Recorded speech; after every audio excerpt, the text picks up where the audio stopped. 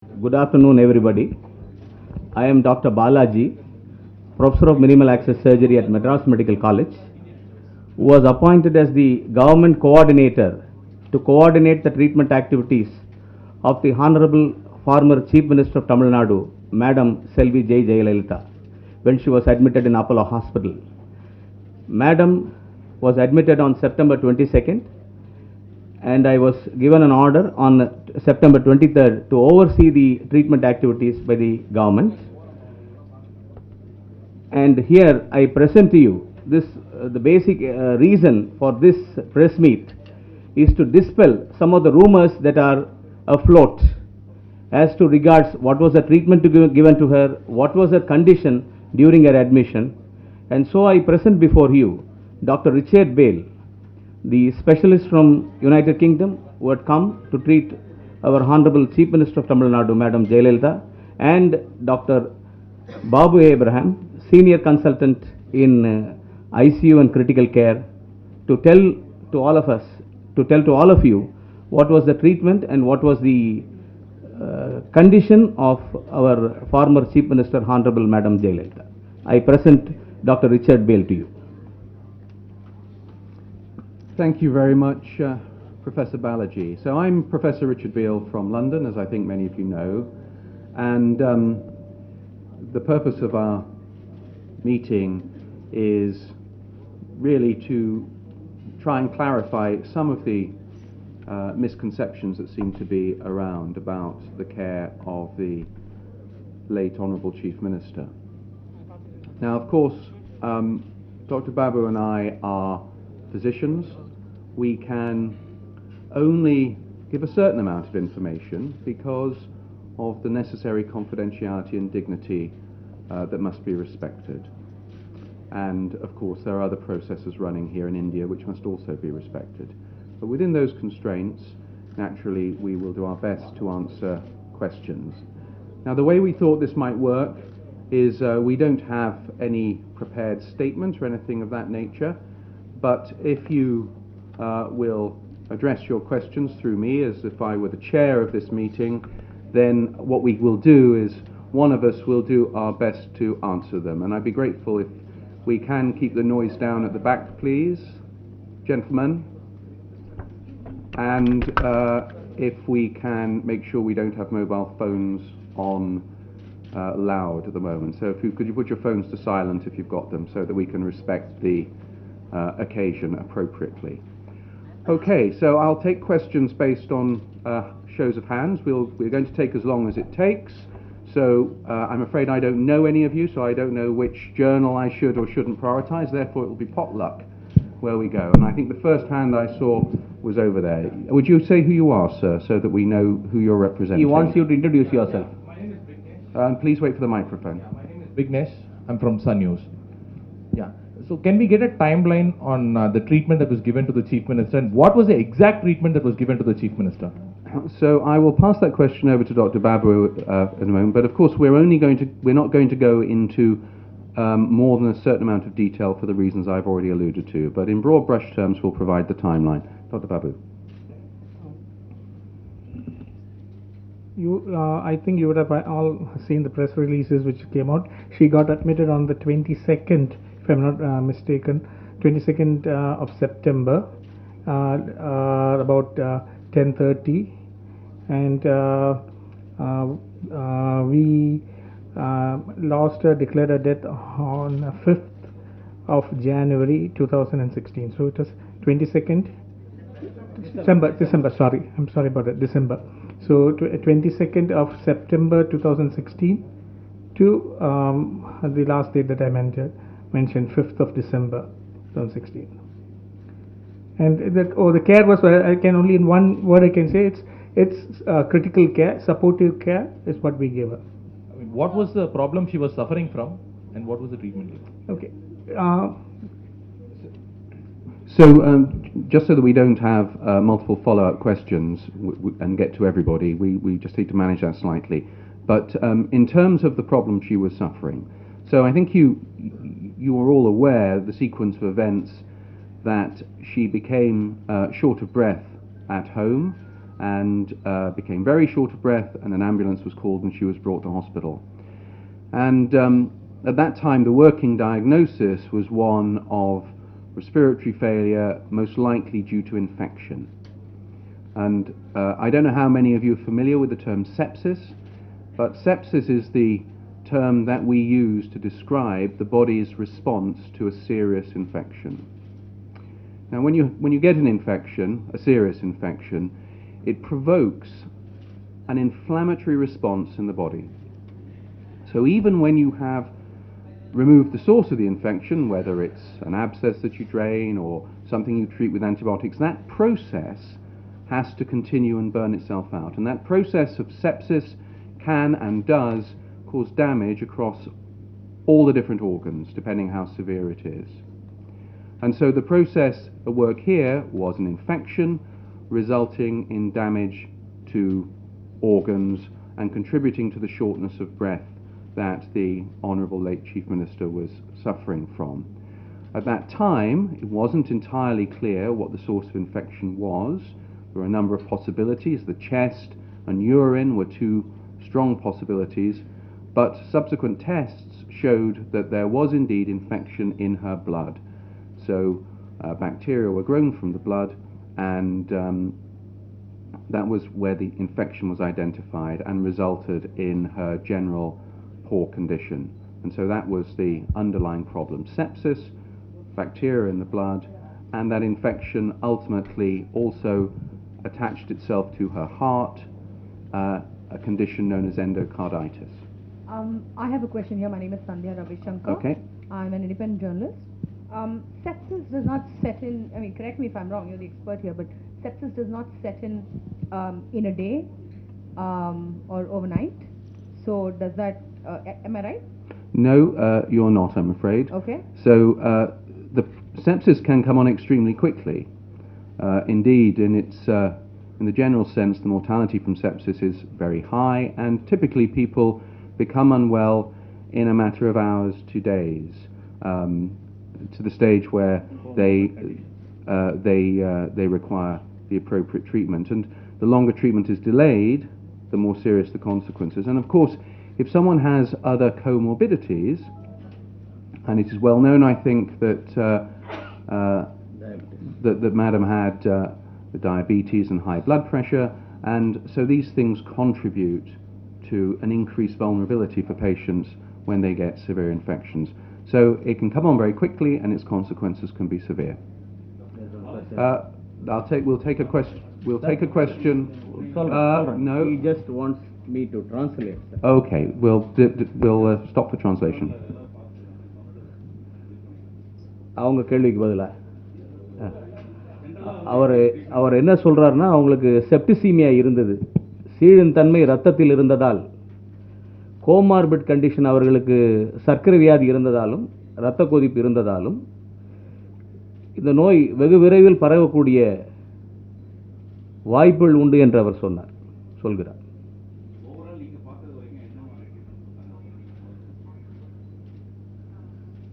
அவங்களுக்கு she was in uncontrolled diabetes மெலிட்டஸோட வந்திருந்தாங்க வித் செப்டிசீமியா. டாக்டர் பாபு ஏற்கனவே சொல்லிட்டாரு. The best of treatment has been given to her in ICU with critical care that was given to her. அவங்களுக்கு என்ன வைத்திய ரீதியில் இந்த உலகத்தில் சாத்தியம் இருக்குமோ அது அனைத்தும் மாண்புமிகு முதலமைச்சர் அம்மையார் அவர்களுக்கு செய்யப்பட்டது. சார், எந்த அவங்க இனிஷியலாக ஃபீவர் டீஹைட்ரேஷன் தான் வந்தாங்க சார். அவங்க ஃபீவர்னு தான் வந்தாங்க. அதுக்கப்புறம் அவங்கள இவால்வேட் பண்ணும்போது அவங்க சுகர் அன்கண்ட்ரோல்டாக இருந்தது. அதுக்கப்புறம் யூரினரி இன்ஃபெக்ஷன் இருந்தது. அது அப்படி செப்சிஸ் கொஞ்சம் அதிகரித்ததால் she went in for various cascading இவெண்ட்ஸாக ஒன்றின் மேல் ஒன்றாக அது மேலேறிவிட்டது.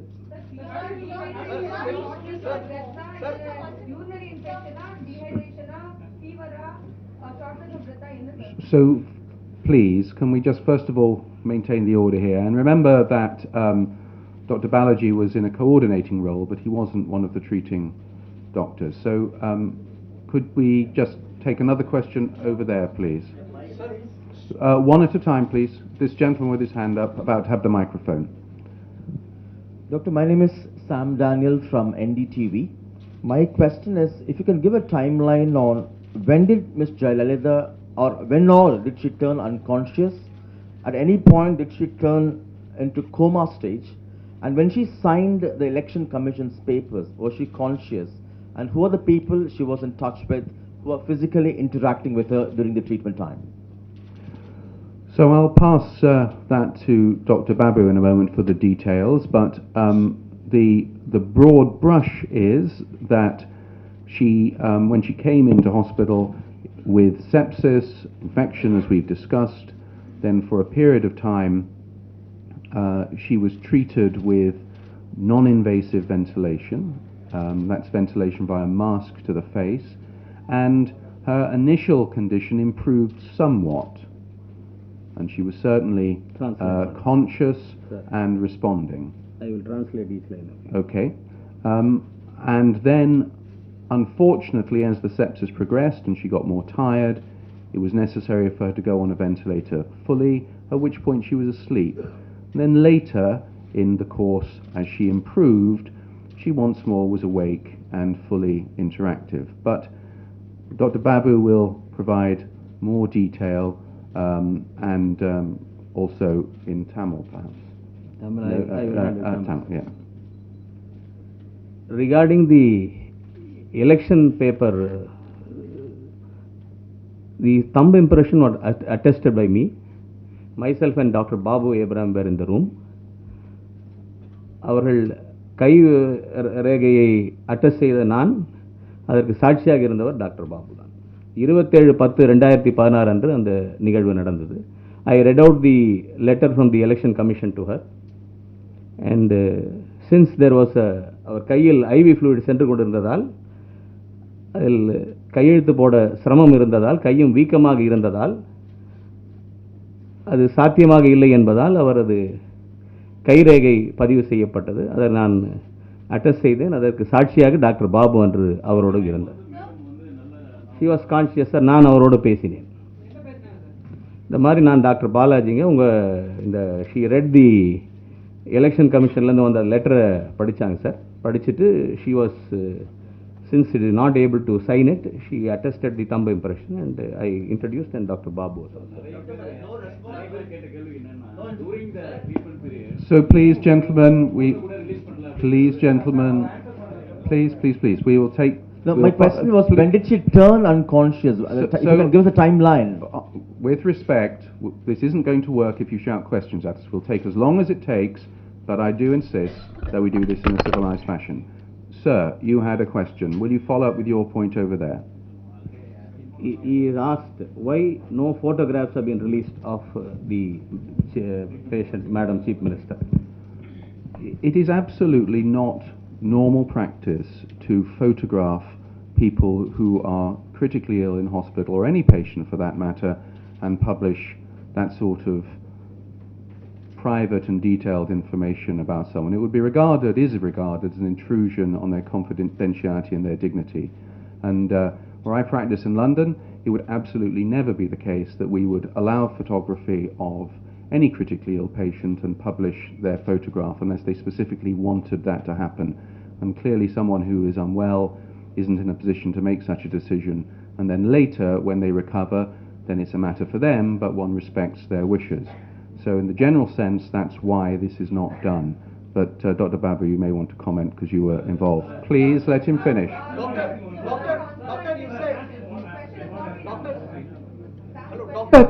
Doctor, you said she was critically ill, but all along we were told, the media and the outside world was told that she was improving dramatically. You said she was critically ill, but all along that was not the picture that was given or presented. Can you please clarify why?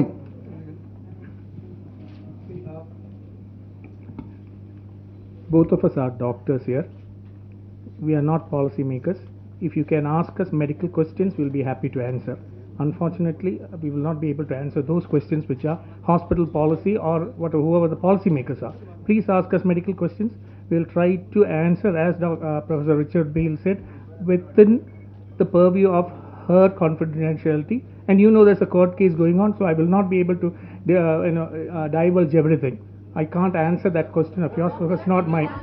can I ask answer Sam, please? So, Sam, I cannot give you finer details or time or dates because I don't have records with me, and my memory is not that good. So when she came to us to the emergency room, she was drowsy, but with treatment appropriate, she woke up. She was talking, she was eating, she was interacting with officials for about a week, I would say, by which time, because her sepsis was slowly, making her tired, her breathing was getting worse, she got intubated. That is, a tube was put into her throat so that she will be connected into a big ventilator. So once she was put on a big ventilator, then we had to give her sleeping medicines because otherwise it becomes uncomfortable for her. So from that time onwards, for about 10 days, she was on sleeping medicines and not able to communicate continuously. But when we remove the sedation and wake her up, she's able to communicate by signs, hands, because there's a tube in the throat. After that, we did a procedure called tracheostomy. I again can't remember the date off my head. After the tracheostomy, usually patients come off the sleeping medicine. They are fully awake. From that time onwards, I would say it would be about 10 to 12 days after we did the intubation. She was again awake and appropriate and communicating by sign languages, and we can lip read her. So most of the medical personnel could understand what she is saying by lip reading. That's all. And you'll remember that the story was in the public domain, wasn't it, about the conversation I had with her where I said, look, in here I'm in charge, and she said, no, you are. She was still in charge. So she was very much completely aware with it, interacting in that phase. So the point about this is, at the beginning when she was unwell, clearly she wasn't in a position to interact. She improved a bit, deteriorated again, was stabilized, and then later, as she was on a trajectory of improvement, she was very interactive and aware. So that's the reality of this process, and it's entirely typical for somebody who has this sort of situation. Sir. Madam at the back with your hand up. So, what's the reason for her sudden cardiac arrest, and did she underwent physiotherapy actually? Because many of the press release quoted that she's taking physiotherapy, and you are telling that she is physically ill and she is giving only sign languages. So how come she took physiotherapy? That and all I have to know. So I think it's worth understanding a little bit more about what happens in these sorts of disease processes, because a lot of the misunderstanding, I think, is because people just don't, and why would you, understand how things work. So when someone has had this sort of illness and is on the ventilator and then has been stabilized and is on treatment, the process we follow is we wake them up, we try and reduce the support from the ventilator, and we start physiotherapy. We try and start the rehabilitation process as quickly and as soon as we possibly can, because people who are sick lose muscle bulk, they lose strength, and so on. So you want to have them working as much as you can to try and encourage that improvement process. Now, that's managed by the physiotherapists, the bedside nurses, and to some extent the doctors are involved, although it isn't our primary skill set, and supported by the dietitian and all the other members of the multidisciplinary team who help with this. And so all these things go along at the same time. Physiotherapy isn't an all or nothing thing. It starts off very gently. There's that balance between not overstressing the patient, but at the same time making sure they're moving forwards and they're starting to regain a bit of strength. So that's exactly what happened here, in a very focused and skillful and meticulous way. And so she was gradually getting stronger. So to begin with, someone is lying in a bed, and a little later they can sit. Then they can sit on the side of the bed with support, then with less support, then with no support. Then they stand a little bit, and they take a few steps. This is the process, and that process was really going on from very early in her treatment all the way through to her tragic collapse, and completely unexpected collapse at the end. Now, why did that happen? We don't know, except we have a lady of more mature years with chronic diseases, hypertension and diabetes that make you vulnerable to these things, and with recovering sepsis, and who'd had an infection on her heart. So unfortunately, a sudden heart attack or stroke or some other event like this can, and tragically did in this case, happen. Sir, It was unexpected. sir, After the 2 months, why you not There's a question over here. Dr. Richard, there's a Please, question over here. High diabetes and even a urinary tract infection. Do you believe she should have been brought to the hospital much before than what she was? Did they wait for too long to bring her to the hospital?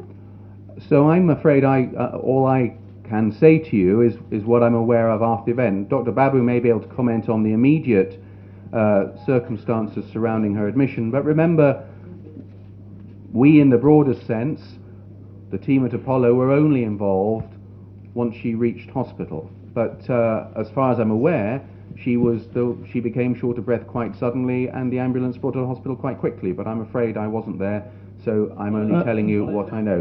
Dr. Just a Richard, second. I agree with Dr. Richard. In other circumstances, would a patient have been brought earlier? See, that's you are trying to go ask me to predict the what would happen. It's very difficult to tell. I can only tell you what happened when she came to the. I'm sorry, I'm not able to answer that question for you. Very hypothetical, but very difficult to answer. Dr.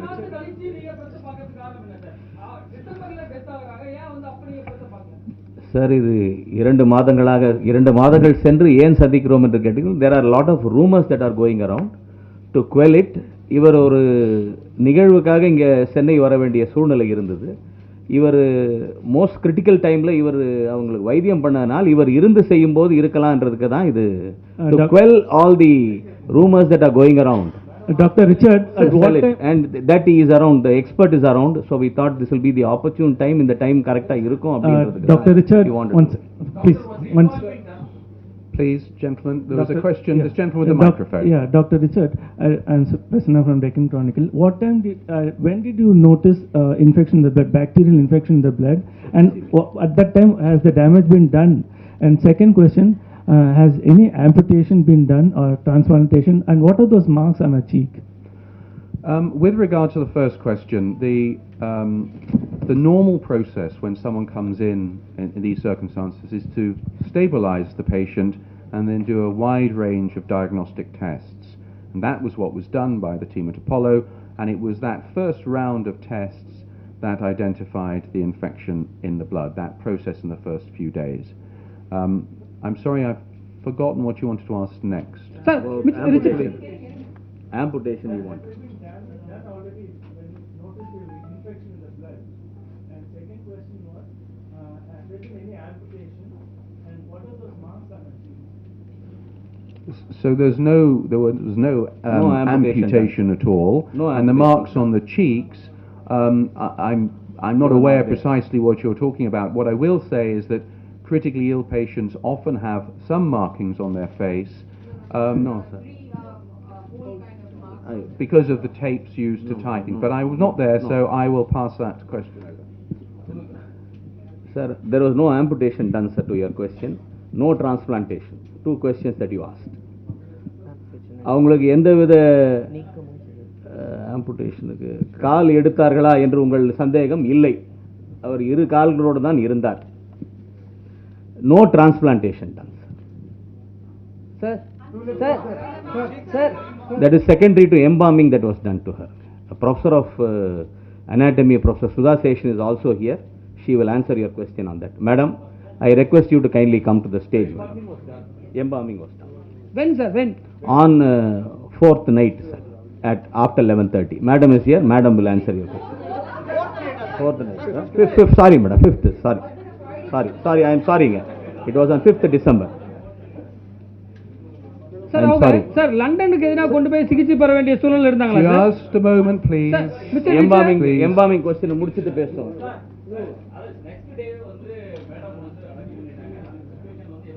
So madam உங்களுக்கு பேசுவாங்க sir. எம்பாமிங்கை பற்றி professor of anatomy doctor Sudha Seshan, director of anatomy, Madras medical college will answer your question. அந்த கேள்வி என்னன்னு கேக்குறீங்களா? ஜெயலலிதா அவங்களுடைய உடலை பதப்படுத்தப்பட்டதா? எப்பொழுது பதப்படுத்தப்பட்டது? அதற்கான காரணம் என்ன? 5ஆம் தேதி பண்றதுக்கான காரணம் என்ன? Okay, I'll take one by one. Question number 1, பதப்படுத்தப்பட்டதா? ஆமாம், பதப்படுத்தப்பட்டது. 5ஆம் தேதி இரவு, அதாவது 5லிருந்து 6ஆம் தேதி காலை, அந்த 12:20 midnight 12:20க்கு எம்பாமிங் ப்ரொசீஜர் தொடங்கியது. ஒரு 15 நிமிஷம் அந்த ப்ரொசீஜர் நடந்தது. கொஸ்டின் நம்பர் 2, அதுக்கு என்ன காரணம் அப்படின்னு கேட்டிங்க இல்லையா, ஏன் அதை செய்யணும் அப்படின்னு. யூஸ்வலாக ஒரு விஐபி டெத் அப்படிங்கும்போது பொதுமக்கள் அஞ்சலிக்காக அந்த பாடி வெளியில் வைப்பாங்க. அப்படி வெளியில் வைக்கும்போது நம்ம சீதோஷ்ண நிலைமையில் அந்த பாடி கெட்டு போகிறதுக்கான ஒரு நிலை உண்டு.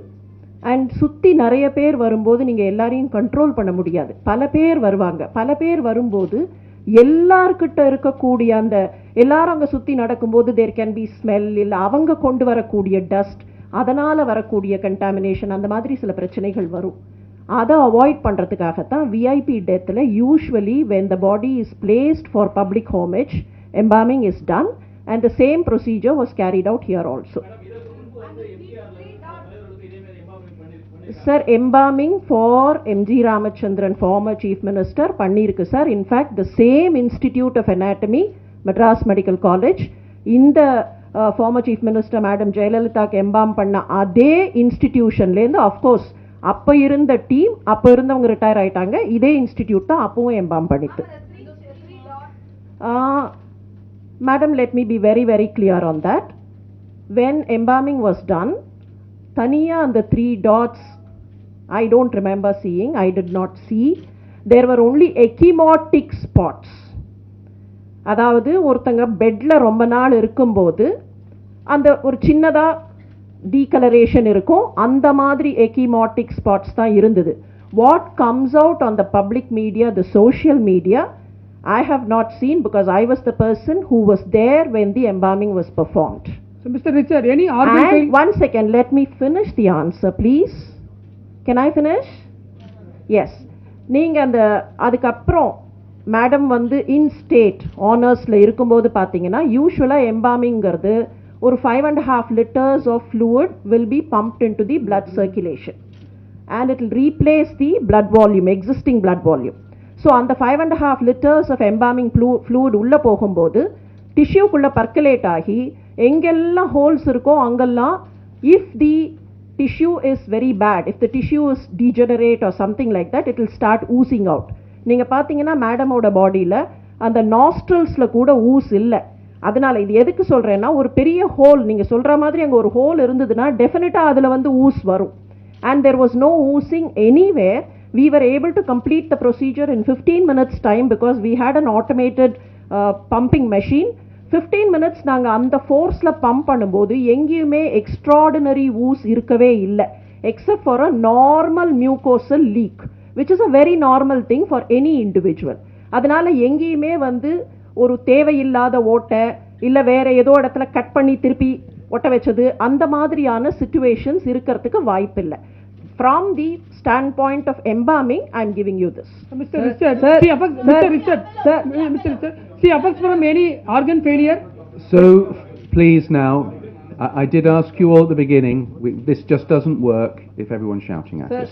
No, now there's a question, you've had several questions.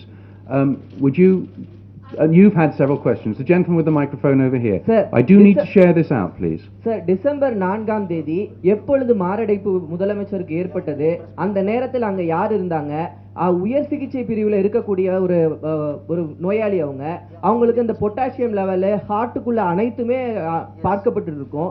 இந்த நிலையில இதய துடிப்பு திடீரென்று நிறுத்துவதற்கு காரணம் என்ன sir? So I'm just going to ask Dr. Balaji to translate, because the other thing is, if just as we must translate some of the English answers to Tamil, it's important that I understand what's being said in Tamil. I will translate, sir. He wants to know, critically ill patient who is on the road to recovery, her potassium has been high, and you say she has been into cardiac fibrillation. What steps did you take on that fateful day? That is his question. I think Babu will be the person to answer. Yes, you tell. If required, I will translate.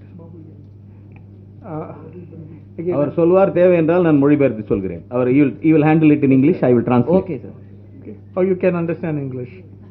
but you don't want to. No, there are also Tamil channels, sir. Sir, That has yeah, to go. Tamil channel, sir. Right, Okay, அவர் பேசுவார் fine. Sir, நான் அப்புறம் Okay, மொழிபெயர்க்கிறேன். I cannot give finer details on that day's treatment because of other confidentiality difficult, but I can assure you that the potassium level was not high on the day of arrest. It was checked in the morning, it was not arrest. She had a sudden cardiac arrest. A team of doctors who were taking care of that was there in the room when it happened. So it was a witnessed cardiac arrest. It is not a non-witness, it is a witnessed cardiac arrest. Sir, அந்த முதலமைச்சர் இருந்த அறையில அவசர உபகரணங்கள் அனைத்துமே இருந்ததா? அவங்க வந்து உயர் சிகிச்சை பிரிவிலிருந்து தனி அறைக்கு மாற்றப்பட்டதா சொல்லப்படுது. அந்த தனி அறையில அனைத்து உபகரணங்களும் வைக்கப்பட்டிருந்ததா? அனைத்து உபகரணங்களும் இருந்தன. He wants to know. She was shifted to a room. That was whether it contained all the required equipment for life safety. Yes. எவ்வளவு நேரத்துல அவங்களுக்கு அந்த சிகிச்சை அளிக்கப்பட்டது? அதுக்கப்புறம் எப்பொழுது ஆபரேஷன் தியேட்டருக்கு அழைச்சு செல்லப்பட்டீங்க, இல்ல வேற எந்த இடத்துக்கு அவங்களை அழைச்சு செல்லப்பட்டீங்க? 4:20 அன்று ஞாயிறு மாலை 4:20 மணி அளவில் அவருக்கு சடன் ஏர்டெல் ஃபிப்ரிலேஷன் இருக்கும்போது அன்று பணியில் இருந்த டாக்டர் ரமேஷ் என்பவர் அவருடன் இருந்தார். அவர் அந்த அறையில் இருக்கும் போதே அந்த நிகழ்வு நடந்தது. So she was immediately resuscitated and subsequently the entire team was at the bedside. Even ECMO was done at the bedside, and subsequently only she was shifted to the OT around 9:30 p.m. All resuscitative measures were done at the bedside in that room. All facilities were available in that room. Okay, so I'm going to take a question from someone who hasn't had a question, please. You, sir, you haven't had a question. Please, microphone to this gentleman. We will get through all the questions, but let's just a follow-up question on what was asked earlier. You said about why is this press conferencing happening after 2 months? I just want to ask, were you asked by someone to hold a press conference? Because this was the thing that a lot of the media, most of the media was asking for, coming out and being transparent about what is happening, or at least somebody from the medical team coming and talking to us. So was this press conference today very specifically mentioned to you, or was it just on your own capacity that you're coming out and giving this? My question is also something related to that. I think you can Okay, club both. so we'll hear both of them, please. It was earlier told that the press conference is being held to dispel the rumors about our former chief minister's death. But if you had thought it was so important, why didn't you hold this conference, and why were you waiting for his arrival for 2 months? If you had thought that it was so important, you could have asked him to come to Chennai even before this, and could have had all the rumors dispelled even before this. Because the same rumors were doing the round even 2 months back. So my question is also related to that. Okay, so just slow down. So let's have all the question one more time, and then we'll make sure we've got all the points, and then I'll do my best to give you my response. So my question also related to that, to the Apollo, you have told in the court that all the details or treatment details will be given in sealed cover. So is there any pressure for you hold this press meet and to answer the media people here? Is it because of the political? Is there any political? There is no political pressure to conduct this press meet. To your question. Sir, can I make it clear that this press meet is not called by Apollo Hospital? அரசு சார்பில் நடத்தப்படுகின்ற ஒரு நிகழ்வு. Doctor, so can I? Yes. So from my point of view, clearly this press conference has been facilitated by the government, and I have always been willing to come and participate in a discussion such as this within the limits of confidentiality that I have already alluded to, because to be honest, it's been quite upsetting to watch from a distance many of the more extreme rumors that have been going around about things that apparently happened. And so I had imagined it would always be necessary at some point to try and dispel that. And some of you may know that even back at home, I and my office and even my home have been approached about some of these issues, which is unfortunate. As to why it's happening now, this is when the government have chosen to facilitate it and when we're available. And I've been asked to be here, so here I am. Doctor, to put an end to all these controversies, why don't you release the CCTV footages?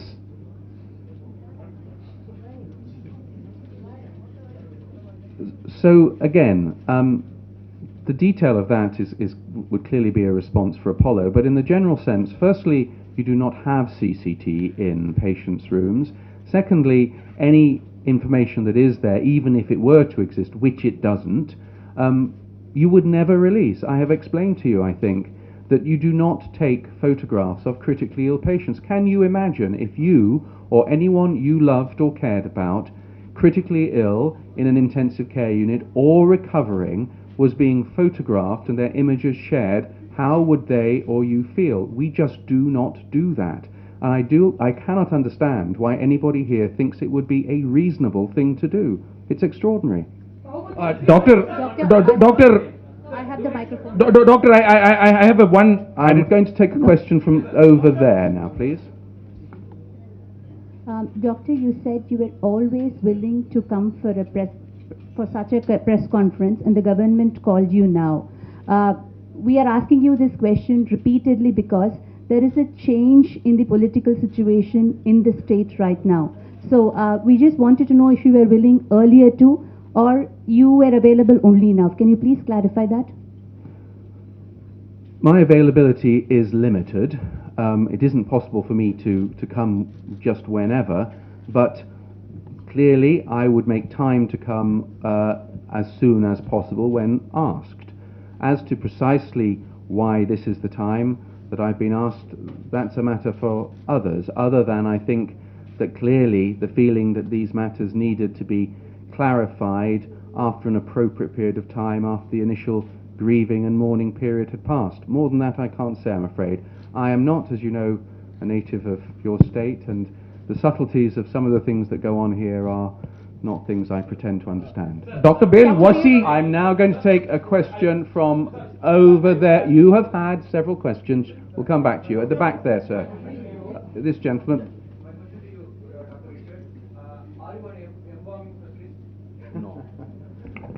No, I'm not. I was rung up at my home to be asked that question. I see it's been reported in some of the media. It's very easy to find out about me. I am a professor of intensive care medicine and a specialist in sepsis with, without being immodest, something of an international reputation. So I am most certainly not an embalming specialist. Doctor, what is the last thing you spoke with the Chief Minister? What did you speak to her? The last thing that you spoke with the Chief Minister? Gosh, I'm struggling to remember what that would be. But we talked about many things. But we talked about what she liked to watch on the TV. We talked about food. We talked about rehabilitation. I told her about my children. We talked about many things. Which of these was the last, I do not remember. But the point I think I'm getting across is we were having those sorts of interactions. Now, of course, she couldn't speak clearly, but she could mouth clearly. I could understand, and she could signal what she meant. So it was possible to have those sorts of interactions. Was she cooperating? Of course, absolutely. Yeah, it seems she said it's a tough court. You said you are the boss. You Yes, were listening to all that. I can tell you, it was at a personal level, as she recovered sufficiently to be interacting, it was clear to me what a most remarkable lady she was, and it was a pleasure, a privilege to be involved with her care. I very much got a sense of a strength of purpose and dedication, a remarkable lady. So yes, she was at a stage where, as a newcomer to meeting her, I could get that sort of impression. So she recovered to that way. I have no idea how much the treatment cost. Dr. Abraham and Dr. Balaji, this question is to Dr. Abraham and Dr. Balaji.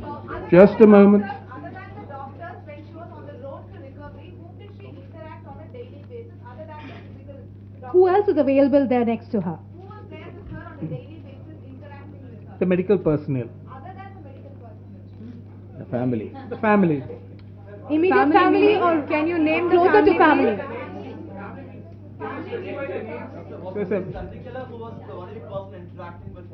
No, not true. She was interacting with her. Who else? Who else was interacting with her? I do not know. I do not know most of the people, but how many people? Political leaders also came. So where did no. actually No, I'll tell you one thing. in Apollo? Sorry? All political leaders came, so many people. So The reason why we ask, sir, the reason why we ask is since you're saying Please, she's critically ill, then how many people were allowed? Please. So, please. I think we're getting the sense of the question you wish to ask, but if we could just Yes. lower the temperature a bit, we can try and deal with it. The Chief Minister herself would be personally asked whether she's interested, because as a road to recovery, when she says, we'll ask such and such a big, would you like to meet? She'll say yes or no. It's only such people we have allowed it. So what about the time? You said for 10 to 20 days she was unconscious. Gave a response through sign language or? Yes. So she'll say yes or no. She's very clear. Sir, sir, for almost like from what you said earlier, at least 20 days she has been asleep because she was sedated. Where is the question of saying yes or no? Who took the calls then? See, it's 75 days she was in the hospital. No, I'm going by what you said earlier in answer to an earlier question. 75 days she was in the hospital. Out of that, maybe as you said, 20. 15 to 20 days, yes. She was on the ventilator. No, the earlier phase, around after September 28th. So when she was an NIV and then you... So I just remind you of the process again. When someone is put on the ventilator, to begin with, they're put to sleep completely with anesthetic drugs to make that possible. Then they're gradually woken up as much as is possible whilst keeping them comfortable, with some sedation running. Once a tracheostomy is done, then the sedation is withdrawn completely because there's no longer any need. The sedation is really used just for, if there's any painful procedure, to alleviate the distress of a tube through your throat, which, as you can imagine, is uncomfortable. And so when the tracheostomy is done, that's taken away. And sometimes it's used just to make the interaction with the ventilator easier. And as all those things became less of an issue, then the sedation is weaned right down and then removed. But even when sedation is on, it's often on at a very low level that doesn't prevent someone from interacting to some degree. Dr. Richard, I have a question for you. I'm going to go over here next, then we'll come back to this side. So the gentleman in the blue shirt with the microphone. Doctor, thanks. I just wanted to ask, it's normal procedure for doctors attending on patients in critical care to come out and brief somebody, the closest relative or somebody, on what the situation is. Who were you briefing? What were the updates you were giving them? So we were briefing Ms. Shashikala on a daily basis, and the government officials, the Chief Secretary, Health Secretary, Health Minister, secretaries to the Honorable Chief Minister, ministers, and whenever the Deputy Speaker, Mr. Thambidure, was there, we had a daily briefing, usually in Chairman's office with the whole team. Sir, Balaji sir. Balaji sir. Sir, Babu. Hello. Sir, Balaji sir. Sir, one minute. I think it's my chance now. Hello. So listen. Sir, Balaji sir. All partner, so please. Was there a Sir, Balaji idea? Please. ஒரு நிமிஷம் sir ஆளுநர் பார்த்தாரா sir ஆளுநர் பார்த்தாருங்களா ஆளுநர் அவரை பார்த்தார் So listen, folks, please. Three times வந்தாருங்க ஆளுநர் பார்த்தாருங்களா If we all shout at each other, we won't get anywhere. Now, there was a question in Tamil which Dr. Balaji was going to translate so that we could try and address it. Sir, I will turn this side. Sir, his question was Dr. Richard, was No. Now, I'm really not going to have a conference conducted in this fashion. Please. We will answer everyone's questions, but we're trying to deal with something from everything. So let's just do each other the common courtesy of just taking our turns. His Excellency the Governor first visited her, and her condition was explained by the chairman and other doctors. The second time when he visited, he went into the ICU and he was able to see her through the glass door. And Madam Jayalalitha showed a thumbs up, and which he also has expressed it, His Excellency the Governor. But Governor told I can't meet our CM. But Governor told I can't meet our CM. Sir. Okay, so now I'm going to take the question for the gentleman with the microphone in the blue shirt. You, sir. Our Governor told I can't meet our CM. He told as a statement like this, like இந்த மாதிரி நான் governor என்ன சொல்லியிருக்காரு, நான் வந்து முதல்வரை சந்திக்க முடியல அப்படின்னு தானே வெளியே வந்து சொல்லியிருக்காரு. நீங்க இப்ப பார்த்ததா சொல்றீங்க, தம்ஸ் அப் காட்டதா சொல்றீங்க. இல்ல சார், அவர் முதல் தடவை வந்தபோது கீழே அவர் சேர்மன் ஆபீஸ்ல he was briefed about it. The second time when he came, you can even clarify with him very clearly. He has even made the statement. You can clarify with the principal secretary to the governor. You can clarify with him. He has very categorically said that he has gone into the ICU and he found her. Sir, முதல்வர் வந்து இன்னும் 2-3 நாள்ல வெளியே வீட்டுக்கு வந்துருவாங்க, சீக்கிரம் வந்துட போறாங்க அப்படின்லாம் சொல்லிட்டு இருந்தாங்க. மருத்துவ குழுலாம் சொன்னீங்க, எல்லாரும் செய்தியில சொல்லிட்டு இருந்தாங்க. ஆனால் திடீர்னு அவங்களுக்கு வந்து கண்டினியூ பண்ணுறாங்க. இந்த மாதிரி பண்ணதுக்கான அந்த கண்டினியூ பண்ணதுக்கான என்ன நடந்தது அதை சொல்லுங்களேன். Dr. Babu, what is his question is, you said she is on the road to recovery. Suddenly, how cardiac arrest ensued and how she deteriorated?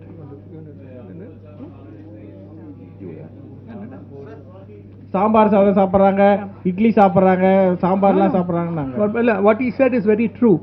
She was sitting up in the bed, watching TV, eating tayar sadam, all that she did. She was doing physiotherapy, not walking like walking 1 kilometer, getting up from her bed, able to walk few steps. She was very weak, but doing all that. But yes, exactly. No, it is true. Just introduce. That's all. I can't give you a date, unfortunately. Dr. Richard, I don't have let me ask my question. I think I waited long enough. Sir. Let me ask my question. All right, so now there's a lady over here who has making the point that I've asked her to be quiet twice. So I'm going to give the question to you, madam. Sir, No. Thank you, Dr. Richard. My name is Rohini. I represent a television channel called India Please, no, I'm going here. I'll come back to you in a moment. Dr. Richard and everybody there, my name is Rohini. I represent a channel called India Today. My question is, very briefly, can you give us a timeline? I know it's a long time, 75 days, but what exactly happened till the end? Because that's what we'd like to know briefly. Questions have been raised throughout the press conference, but if you can just tell us very briefly, what is the timeline ever since she entered the hospital till the end? So, I don't know whether I, of course, wasn't there the whole time. Dr. Babu can give you a high-level timeline, which I think he's already done, but we can reiterate those key points as the best of your memory.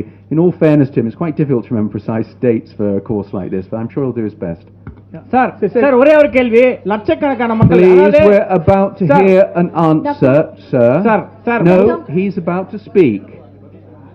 Now, please.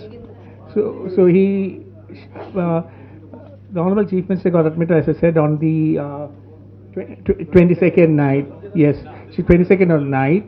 She was in the ICU with a non-invasive ventilator till the 28th or 29th, 6 days. Then she got intubated. After intubation, she had a tracheostomy done about 10 days after the intubation. After tracheostomy was done, she was slowly weaned off the ventilator. So she got moved from the ICU to a room when she was off the ventilator, needing ventilator support only during night when she sleeps. Otherwise, she is always only on oxygen. During sleeping period, we'll put her just to rest her. So she, I can't remember exactly when she was moved to the room. She was moved to the room and this was continued and the physiotherapy was enhanced till the day of the cardiac arrest, which is on the 4th.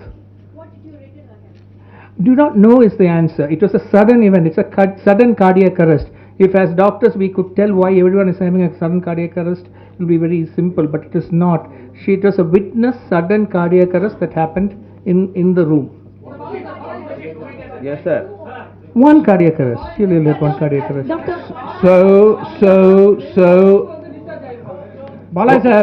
ஒரு வாரத்தில் மருத்துவமனையிலிருந்து வீட்டுக்கு சென்றிருக்கலாம்.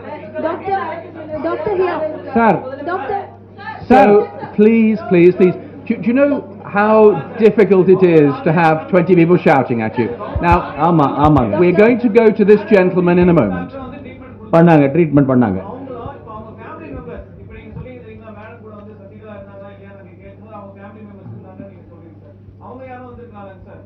So we'll just translate that question, please, so we know what His you said. question is, apart from you, apart from the government of Tamil Nadu, apart from Apollo doctors, there were expert opinion from AIMS specialists who had also come, whom you had also interacted.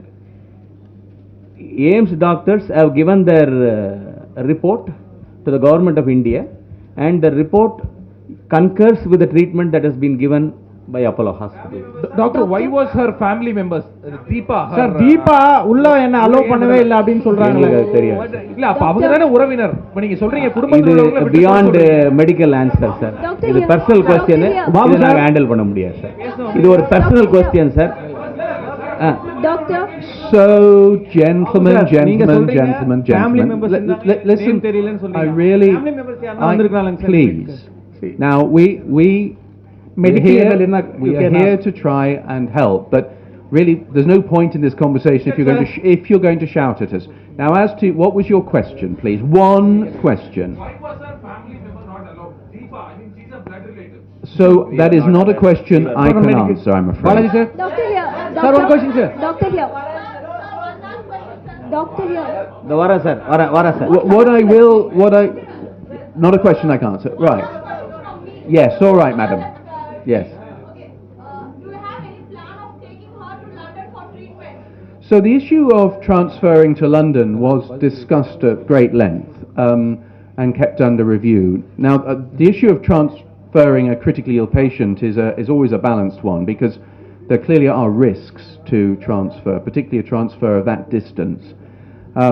Having said that, you can move nearly anybody if you put enough resource and effort into it. So it's always a risk-benefit.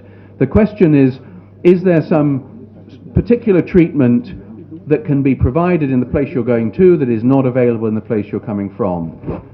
The facilities at Apollo are first rate, the team was highly expert, and it was being reinforced with extra opinion, as you've heard.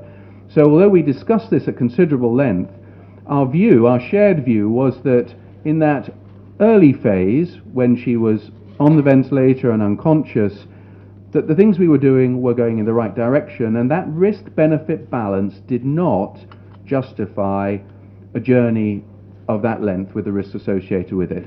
However, we kept it under review. Later, of course, she was awake, and by then it was very clear that she herself did not wish to move.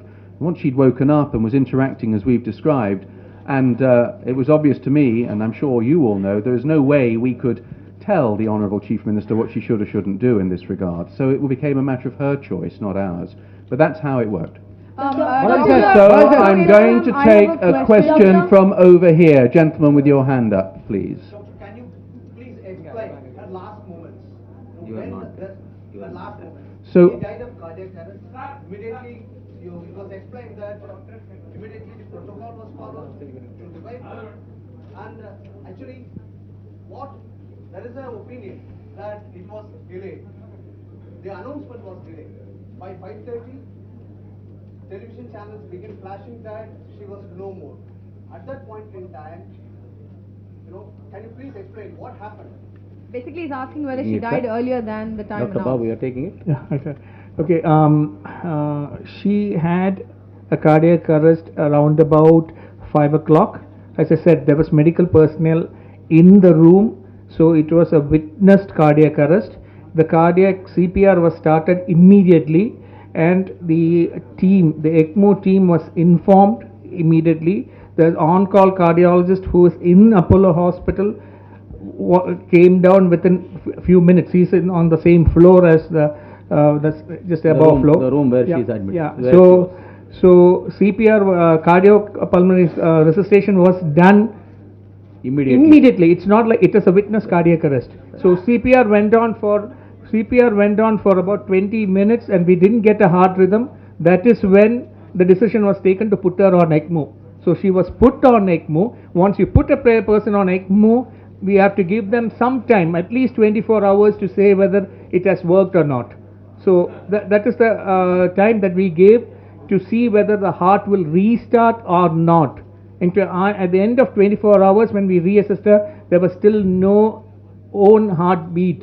Only the ECMO machine was working. Then we realized that it was futile to continue care, and this decision was taken in consensus with all the doctors who were treating her, including the All India Institute medical team who had come down the previous day. On 3rd. Yes, and it was a collective decision that it is futile to continue therapy. That was then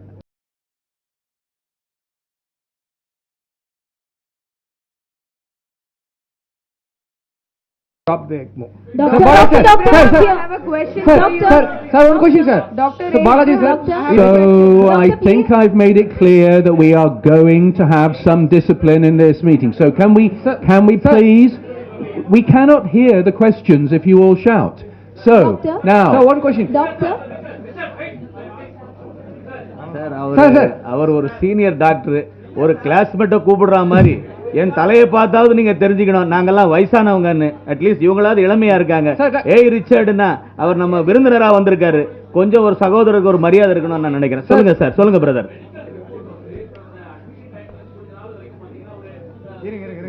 sir இனிஷியலா அவங்க fever dehydration தான் வந்தாங்க sir. அதுக்கு அப்புறம் there was progression of events in her. Sir இன்னைக்கு வந்து எல்லாரும் மருத்துவ குழுலாம் சந்திக்கிறீங்க. அந்த ட்ரீட்மெண்ட் நடந்தப்போ எந்த டாக்டருமே யாரும் எந்த டீமையும் வந்து என்ன நடக்குது ஏது நடக்குது சொல்லல. இன்னொன்னு லட்சக்கணக்கான மக்கள் அப்போலோ வாசல்லே காத்திருந்தாங்க. கோடிக்கணக்கான மக்கள் என்ன நடக்குதுன்னு தெரியாமே இருந்தாங்க. ஆனா அவங்களுக்கு முறையாக இந்த மருத்துவ நிர்வாகமா இருந்தாலும் சரி, மருத்துவ குழுவாக இருந்தாலும் சரி, தமிழக அரசா இருந்தாலும் சரி, முறையாக நீங்க வந்து அதை நடந்துக்கிட்டீங்களா? அது மாதிரி பல கேள்விகள் இருக்கு. இதுக்கு வந்து நீங்க என்ன சொல்ல போறீங்க? ஒரு விட்னஸே இல்லைன்றீங்க, சிசிடிவி உள்ள வைக்கல அப்படின்னு சொல்றீங்க. நீங்க இந்த பிரஸ் மீட் கொடுக்கறதுனால மக்கள்லாம் இதை நம்ம அவங்களுக்கு எழுந்த சந்தேகத்துக்கு என்ன தீர்வு, எதை சொல்லி நீங்க வந்து இது இப்படிதான் நடந்தது அப்படின்னு ப்ரூவ் பண்ண போறீங்க? Please, I'm not going to ask Dr. Balaji to translate that so I understand what the question is. The question is, will this press conference settle the issue that is raging? What was the treatment given to her and what was the disease process? And was there frequent bulletin? Was there, did the treating doctors meet the people who are waiting outside and discuss with them or tell them what was it? Whether bulletins were issued? So that is the question. I think there are a number. Please. There are a number of separate issues here. Now, you know, I am not from here. I'm completely independent. I was asked to come and provide some help. I was not there for everything that happened, and there are elements of detail that I cannot possibly answer. However, I have a pretty good idea of what the process was. I was there to a large degree at the beginning, and during the period of time that I wasn't, I was in touch from a distance. And I can tell you that the process of care that was followed here was perfectly straightforward. There was no conspiracy, nothing strange happened. As you have heard, she got a severe infection. It was in her blood.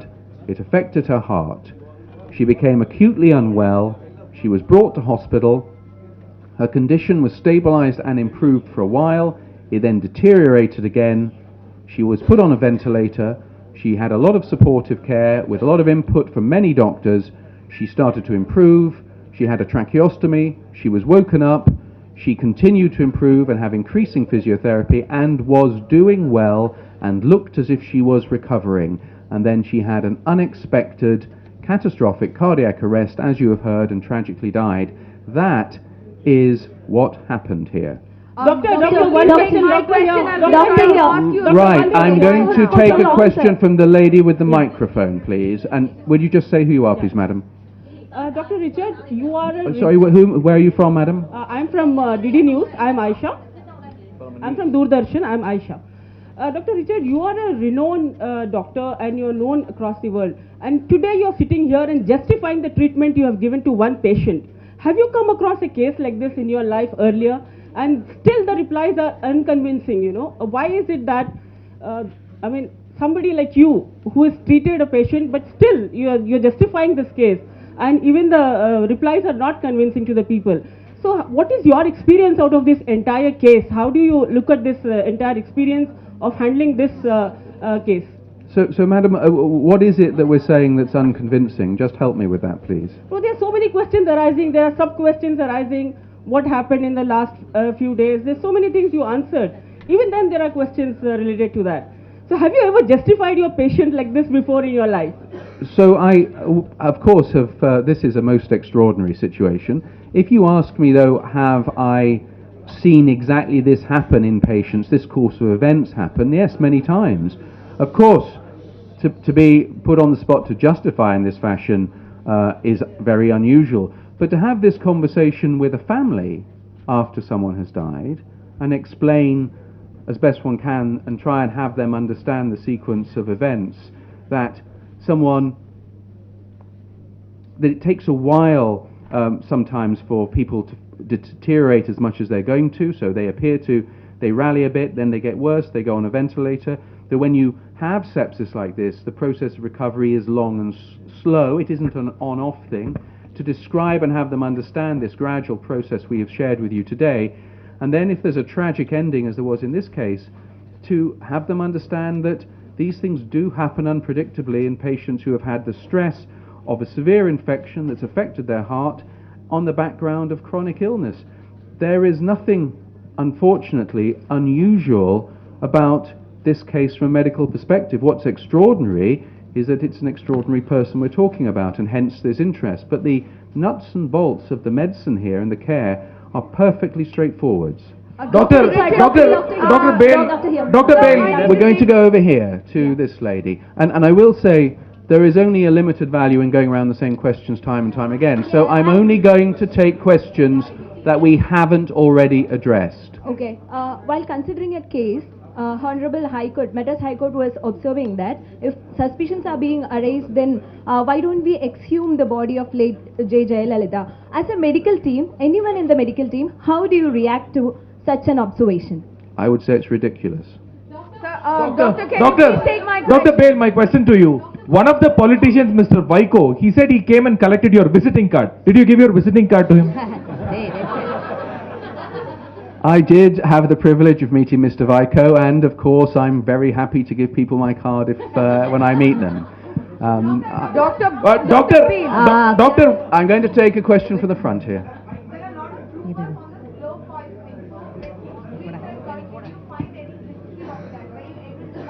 No. There's no question at all about poisoning. I really don't know where this came from, but and if anyone with an understanding of the detailed care that goes on in an intensive care unit and the fact that everything was looked for would realize how silly that is. It's clear what the disease process was. There's nothing mysterious about it, and she was looked after and monitored in the highest fidelity, and the poisoning thing is nonsense. Doctor, what were the interactions you had with Mrs. Sasikala? Dr. Beal, I have a question which is not correct for diabetes before she was admitted, because there's a lot of speculation that some medicines did not act correctly on her body. I have no knowledge of what happened before she was admitted. Can you tell us what her vital signs were like when she arrived at the hospital? Was her, you said her diabetes was uncontrolled? I'm afraid we've given as much information, as much detail as we're prepared to give on that. Doctor, your interactions with Mrs. Sasikala Natarajan. I'm going to go over there, please. Was a apnea test done before you finally decided to declare? Was that necessary? No. Okay, let me clarify that a little bit. Because she had a cardiac death. So once someone has a cardiac death, that's death. So we don't have to do apnea test at all. She had no heartbeat. So that's some of the rumors that was going around. So just wanted to Doctor, your interactions with Mrs. Sasikala Natarajan, any of you can answer this. Sorry, say it again. Your interactions with Mrs. Sasikala Natarajan. Yes, so I met Mrs. Sasikala on a number of occasions, both as the close friend and confidant of the Honourable late Chief Minister, and when she was in the room and elsewhere. I can say that she was present much of the time and was closely engaged in the care in a very caring and supportive manner. Sir, Balaji sir. Sir, Balaji sir. Sir, Preda Parisodhane seyyappattadha sir? I'm going to go to this gentleman who has his hand up here. Preda Parisodhane sir, no postmortem done. Please. If future la vandu visaranaiku aditha Sorry, sir. I'll come to you in a moment. I'm going to this gentleman.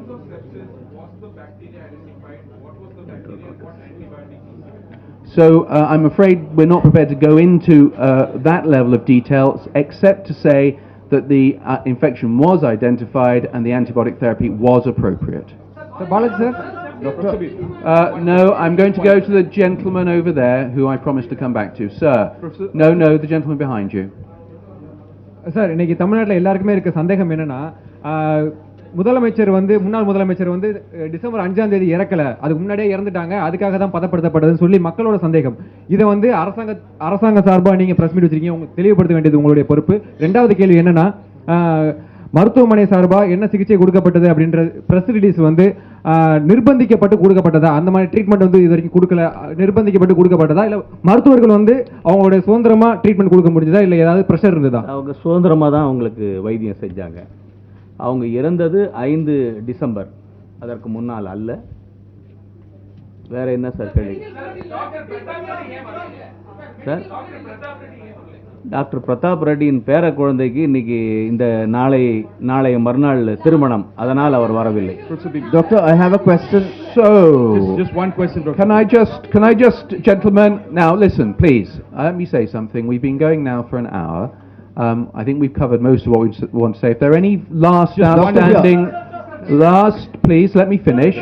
I will just hear one or two last points, not shouted, and then we will deal with them if we can, and then we will be closing. You, sir, who are you and where are you from, please? Would you use the microphone, sir, so everyone can hear you, please? On December 5th, by 12 o'clock, you wrote a letter to the Apollo Hospital and open letter to the public. Yes. You are unable to do the treatment to the Madam Jayalalitha.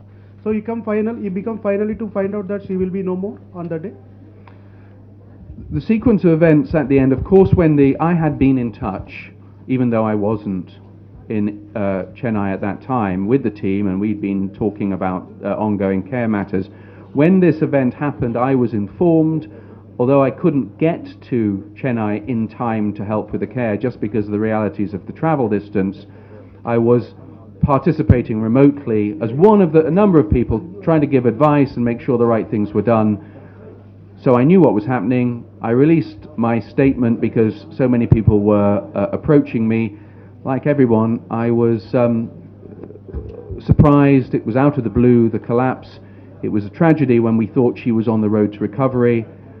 As I said in my statement, absolutely everything that could have been done in any hospital in the world was done. The Apollo team did a tremendous job with immediate resuscitation and providing ECMO. Most hospitals would not be able to do that, and they did it, and they did it exceptionally well.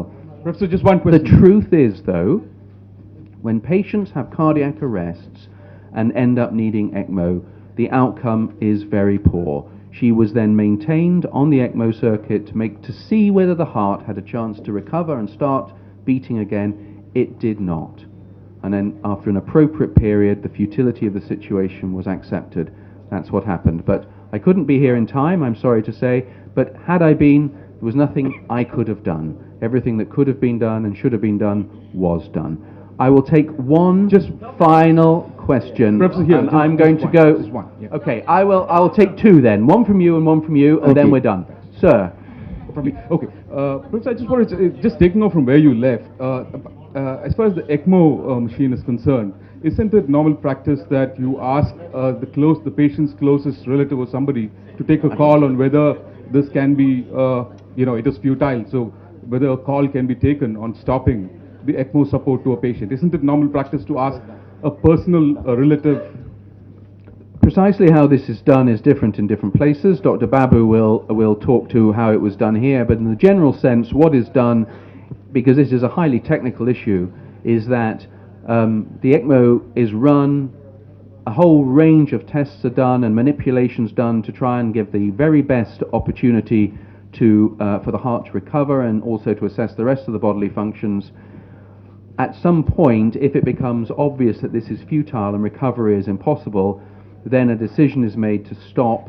This is communicated and shared with appropriate close family relatives, and then things are stopped. That's the general way it's done. That's how it would be done in my hospital. Obviously, I cannot speak to the precise details of how it was done here, although I imagine that was the process that was followed. Dr. Babu may wish to comment. That's exactly the way we did.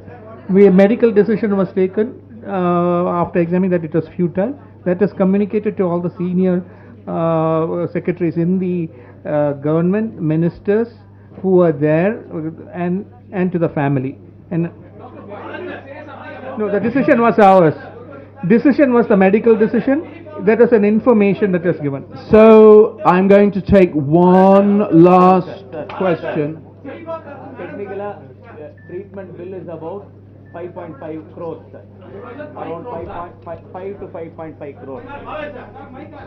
So, I am going to treatment take bill, sir, 1 minute, sir. Regarding the bill, it is about 5 to 5.5 crores, sir.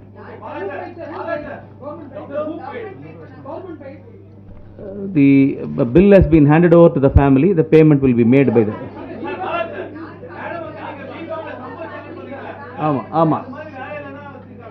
எங்களுக்கு தெரிஞ்சது நாங்கள் அந்த form பண்ணும்போது அவங்கள நாங்கள் போய் பார்த்தோம். ஆமாம், அந்த மாதிரி நடந்ததா இல்லை. Was there any, sir, Dr. Babu, was there any, 1 minute madam, was there any situation where you felt Madam Jayalalitha madam did keep any thumb impression anywhere? No. To our knowledge, no, sir. No. Right, I'm going to take the last question I promised, sir. Please, the gentleman in the green shirt, I am not going to be shouted at. So I'm going to take this question from over here, please. Doctor, thank you. My question is, when was the last time Ms. Jayalalitha spoke?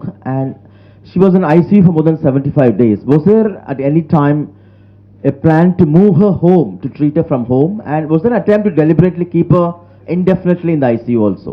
I'll pass that over to Dr. Babu, other than saying the trajectory that was planned was ICU, then room, then when off the ventilator, completely and sufficiently rehabilitated, home, or maybe to some form of rehabilitation outside hospital. But tragically, we never quite got to that stage. But he will speak to the detail. So, to answer your question, she was speaking till the time she had the arrest. Just before she had the arrest, she said she was feeling breathless. That's why I put her back on the ventilator. And so till last minute she was doing that. The other question is the plan. No, that was in the process of being planned. As our chairman had said, she could be sent home anytime she wanted, provided we were able to set up everything at home. So people who are taking her home need to be comfortable taking her home, to have the physiotherapy, nursing care provided. So we were working towards it. I was made to believe that things were being done at home to get it ready. So,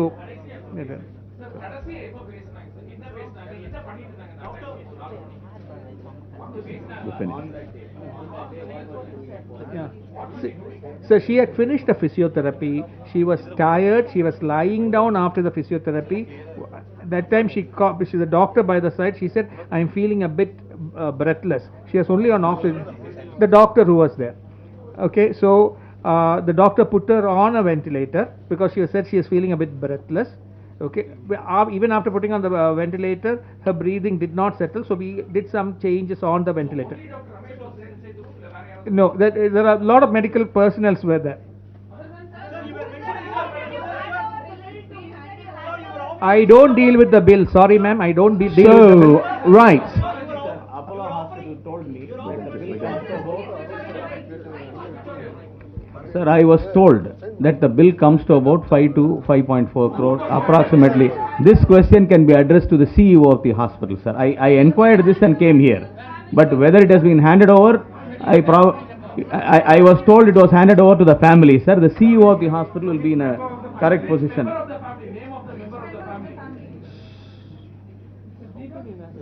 So, sir, I will clarify it with the Apollo management and come back to you and answer, sir, because I am not aware to whom it was handed over. So, when we again meet, possibly right. When we again meet. This I'm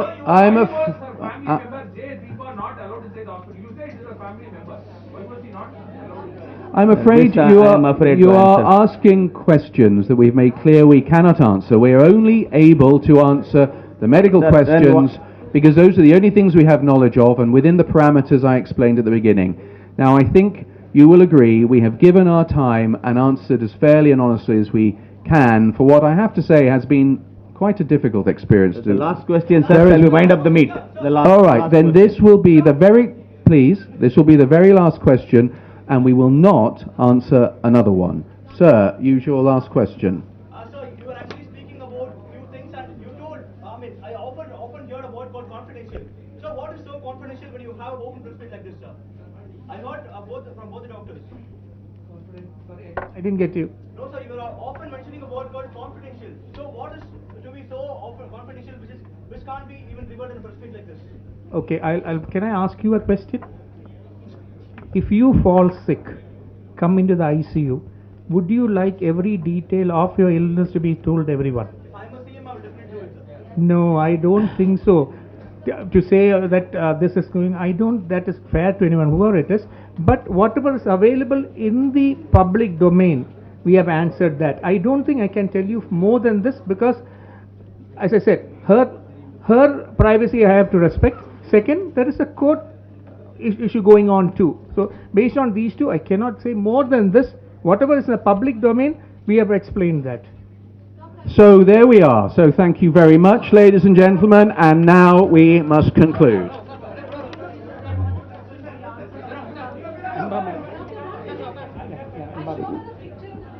Okay, we will take the embalming question, but that's the only question. I'll go through the entire process. I'll tell you what all happened. No, am I allowed to speak? Tamil solnona Tamil sollidren.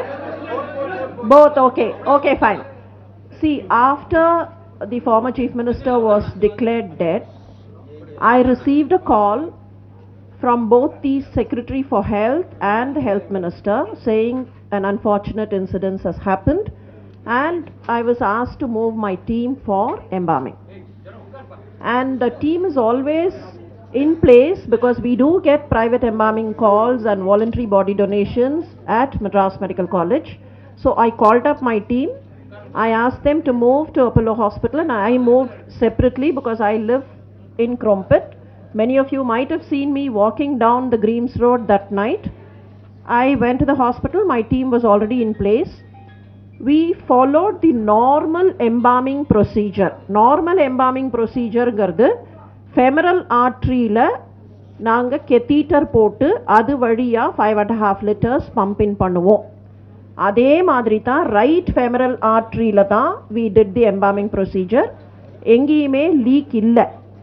But before starting the embalming, of course, I did check everywhere because we need to check. ஏன்னா tracheostomy பண்ணிருக்கு, femoral punctures பண்ணிருக்கு, அதையெல்லாம் நான் check பண்ணினேன். நீங்க சொல்ற இந்த இப்ப நீங்க காமிச்ச படத்துல இருக்கிற அளவுக்கு டீப்பா அவ்வளவு பள்ளமான டாட்ஸ் இல்ல. இங்க 3 இருந்தது. இன்னொன்னு நீங்க நோட் பண்ணிருக்கலாம், அவங்களுடைய உதடு கொஞ்சம் தடிமனா தெரிஞ்சது, which is not the normal. Knowing Madam Jayalalitha for many years, அவங்க உதடு தடிமனா இருந்தது. ஆனா as a doctor I could understand அது எதனாலன்னு. tracheostomy போடும்போது இங்க ஆங்கர் பண்ணுவாங்க போட்டு, otherwise it will slip down. Same way tracheostomy-ல சில சமயத்துல வென்டிலேட்டர் போடும்போது இப்படி போட்டு அதை கிளாம்ப் பண்ண வேண்டி இருக்கும். அந்த கிளாஸ்ப் வந்து நிச்சயமா யார் வென்டிலேட்டர்ல இருந்தாங்களோ அந்த மாதிரி வென்டிலேட்டர்ல இருந்த பேஷண்ட்ஸுக்கெல்லாம் கொஞ்சம் உதடு தடிமனா தான் இருக்கும்.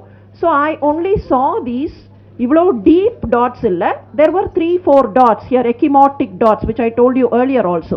அந்த ecchymotic dots I only thought, okay, tracheostomy இங்க ஆங்கர் பண்ணிருக்காங்க, plus இந்த வென்டிலேட்டர் இப்படி கிராஸ்பா இருந்திருக்கு அப்படின்னு பார்த்துட்டு everywhere else I checked and we started the embalming procedure.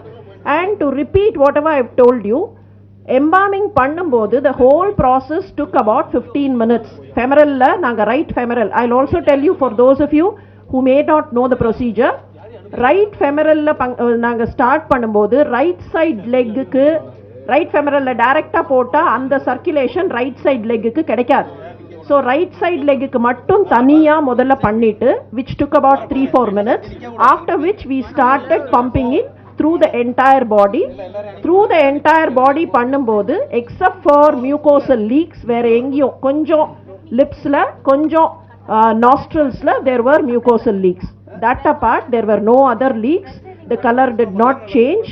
Of course embalming fluid அங்கதான் போய் மிக்ஸ் பண்ணினோம். அப்படி மிக்ஸ் பண்ணும்போது instead of using the normal formalin, ஒரு 2.5 liters formalin போடுறதுக்கு முன்னால we used a little isopropyl alcohol because madam அவங்க complexion எல்லாருக்கும் தெரியும், pinkish complexion-ங்கிறதுனால formalin reduce பண்ணிட்டு I took a decision of using more isopropyl alcohol.